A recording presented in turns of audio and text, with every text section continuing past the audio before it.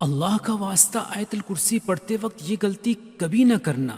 لاکھ بار پڑھ لو، نقصان ہی نقصان ہوگا، فائدہ نہیں ہوگا۔ ہر مسلمان کے لیے یہ جاننا فرض ہے۔ بسم اللہ الرحمن الرحیم، یہ آیت الکرسی ہے جو قرآن پاک کی تمام آیات سے عظیم آیت ہے اور جس کی بڑی فضیلت صحیح احادیث سے ثابت ہے۔ یہ اللہ تعالیٰ کی صفات جلال، اس کی عالی شان اور اس کی قدر و عظمت پر مبنی نہایت جامع آیت ہے۔ سیدنا ابی بن کعب بیان کرتے ہیں کہ نبی کریم صلی اللہ علیہ وسلم نے ان سے پوچھا، اے ابو منذر، کیا تم جانتے ہو کہ تمہارے پاس کتاب اللہ کی سب سے زیادہ عظمت والی آیت کون سی ہے؟ کہتے ہیں میں نے جواب دیا، اللہ اور اس کا رسول صلی اللہ علیہ وسلم ہی زیادہ جانتے ہیں۔ رسول اللہ صلی اللہ علیہ وسلم نے دوبارہ پوچھا، اے ابو منذر، کیا تم جانتے ہو کہ تمہارے پاس کتاب اللہ کی سب سے زیادہ عظمت والی آیت کون سی ہے؟ میں نے کہا، اللہ لا الہ الا هو الحی القیوم، یعنی آیت الکرسی۔ تو رسول اللہ صلی اللہ علیہ وسلم نے میرے سینے پر ہاتھ مارا اور فرمایا، اللہ کی قسم تو نے درست فرمایا، اے ابو منذر تمہیں علم مبارک ہو۔ سیدنا ابو ہریرہ رضی اللہ عنہ بیان کرتے ہیں کہ رسول اللہ صلی اللہ علیہ وسلم نے مجھے رمضان کی زکوٰۃ صدقہ فطر کی حفاظت کے لیے مقرر فرمایا تو ایک رات کو ایک آنے والا آیا اور اس نے اپنے کپڑے میں کھانے والی چیزیں، میں نے اسے پکڑ لیا اور کہا کہ میں تجھے رسول اللہ صلی اللہ علیہ وسلم کی خدمت میں پیش کروں گا۔ اس نے کہا کہ مجھے چھوڑ دو، میں محتاج ہوں، عیال دار ہوں اور سخت حاجت مند ہوں۔ میں نے اسے چھوڑ دیا۔ صبح ہوئی تو رسول اللہ صلی اللہ علیہ وسلم نے فرمایا، ابو ہریرہ، اپنی رات کے قیدی کا حال تو سناؤ۔ میں نے عرض کیا، اے اللہ کے رسول، جب اس نے کہا کہ وہ سخت حاجت مند اور عیال دار ہے تو میں نے رحم کرتے ہوئے اسے چھوڑ دیا۔ آپ صلی اللہ علیہ وسلم نے فرمایا، اس نے تم سے جھوٹ بولا، وہ پھر آئے گا۔ اب مجھے یقین ہو گیا کہ وہ واقعی دوبارہ آئے گا، کیونکہ رسول اللہ صلی اللہ علیہ وسلم نے یہ خبر دے دی تھی کہ وہ دوبارہ آئے گا۔ سو میں چکنا رہا، چنانچہ وہ آیا اور اس نے اپنے کپڑے میں خوراک ڈالنا شروع کر دی۔ میں نے اسے پکڑ لیا اور کہا کہ تجھے ضرور حضور صلی اللہ علیہ وسلم کی خدمت میں پیش کروں گا۔ کہنے لگا، مجھے چھوڑ دو، میں بہت محتاج ہوں، مجھ پر اہل و عیال کی ذمہ داری کا بوجھ ہے، اب میں آئندہ نہیں آؤں گا۔ میں نے رحم کھاتے ہوئے اسے پھر چھوڑ دیا۔ صبح ہوئی تو رسول اللہ صلی اللہ علیہ وسلم نے فرمایا، ابو ہریرہ، اپنے قیدی کا حال سناؤ۔ میں نے عرض کی، اے اللہ کے رسول صلی اللہ علیہ وسلم، اس نے سخت حاجت اور اہل و عیال کی ذمہ داری کے بوجھ کا ذکر کیا تو میں نے ترس کھاتے ہوئے اسے چھوڑ دیا۔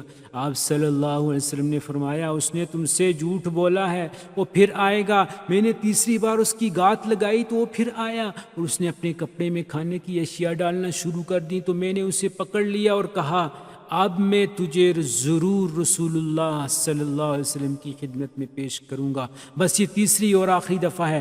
تو روز کہتا ہے کہ اب نہیں آئے گا، لیکن وعدہ کرنے کے باوجود پھر آ جاتا ہے۔ صبح ہوئی تو رسول اللہ صلی اللہ علیہ وسلم نے فرمایا، اپنے رات کے قیدی کا حال سناؤ۔ میں نے عرض کی، اے اللہ کے رسول، اس نے کہا کہ وہ مجھے کچھ ایسے کلمات سکھائے گا جن سے اللہ تعالیٰ مجھے نفع دے گا۔ تو یہ سن کر میں نے اسے پھر چھوڑ دیا۔ آپ صلی اللہ علیہ وسلم نے فرمایا، وہ کلمات کیا ہیں؟ میں نے عرض کیا، اس نے مجھ سے کہا کہ جب بستر پر آؤ تو اول سے آخر تک مکمل آیت الکرسی پڑھ لیا کرو، تو اس سے ساری رات اللہ تعالیٰ کی طرف سے ایک محافظ تمہاری حفاظت کرے گا اور صبح تک کوئی شیطان تمہارے قریب نہیں آ سکے گا۔ اب صحابہ اکرام خیر و بلائی کے سیکھنے کے حد درجے شائق تھے۔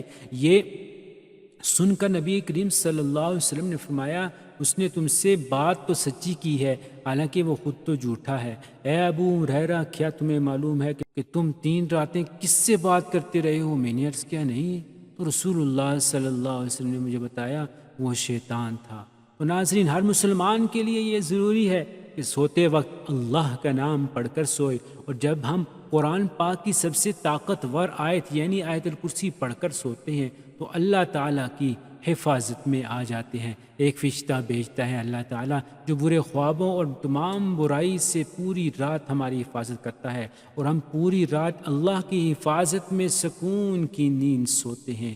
قرآن پاک کا ہر ایک لفظ ایک معجزہ اور تمام انسانیت کے لیے ہدایت کا راستہ ہے، لیکن قرآن میں کچھ آیات ایسی بھی ہیں جو اپنے اندر موجود خصوصیات کی وجہ سے ایک اہم مقام رکھتی ہیں، اور قرآن میں آیت الکرسی کو وہ مقام حاصل ہے جس میں اللہ کی وحدانیت کا بہترین خلاصہ موجود ہے، اور جس کی بنا پر یہ آیت قرآن کی سب سے بڑی اور سب سے اہم آیت تسلیم کی جاتی ہے۔ حضرت علی رضی اللہ تعالی عنہ نے فرمایا کہ قرآن کی سردار آیت الکرسی ہے۔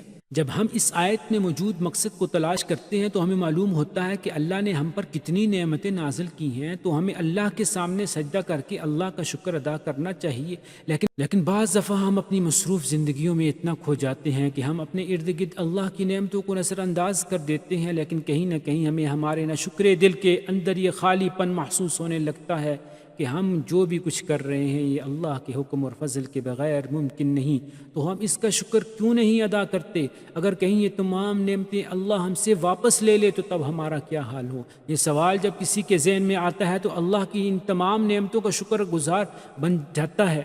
جب ہم آیت الکرسی پڑھتے ہیں تو ہم اللہ کی عظمت کو تسلیم کرتے ہیں، اور جب ہم آخر میں یہ پڑھتے ہیں وَهُوَ الْعَلِيُّ الْعَظِيمُ، یعنی وہی ہے سب سے بلند عظمت والا، تو ہم اس کی عظیم طاقت کا شکر ادا کرتے ہیں۔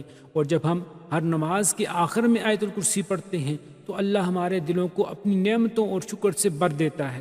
حضرت ابو امامہ رضی اللہ عنہ سے روایت ہے کہ رسول اللہ صلی اللہ علیہ وسلم نے ارشاد فرمایا، جو شخص ہر فرض نماز کے بعد آیت الکرسی پڑھے اسے جنت میں داخل ہونے سے بغیر موت کے کوئی چیز مانے نہیں ہے۔ فرض نماز ادا کرنے کے بعد آیت الکرسی پڑھنا مسنون ہے، اور احادیث میں اس کے بہت بڑے فضائل ہیں، لیکن فضیلت تو تب ہی حاصل ہوگی جب ہم وہ غلطی نہیں کریں گے جس کا تذکرہ ویڈیو کے آغاز میں ہوا۔ تو چلیے آپ کو بتاتے ہیں کہ وہ غلطی کیا ہے۔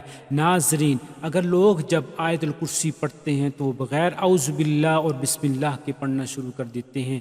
آپ آیت الکرسی کو 1,00,000 بار بغیر اعوذ باللہ بسم اللہ کے پڑھو گے تو اس کا فائدہ نہیں ہوگا۔ ایک بار شروع میں اعوذ باللہ اور بسم اللہ پڑھنا لازمی ہے، کیونکہ اللہ تعالیٰ فرماتے ہیں جس کا ترجمہ ہے، پس اے رسول مکرم جب آپ قرآن پڑھیں تو شیطان مردود سے اللہ کی پناہ طلب کریں۔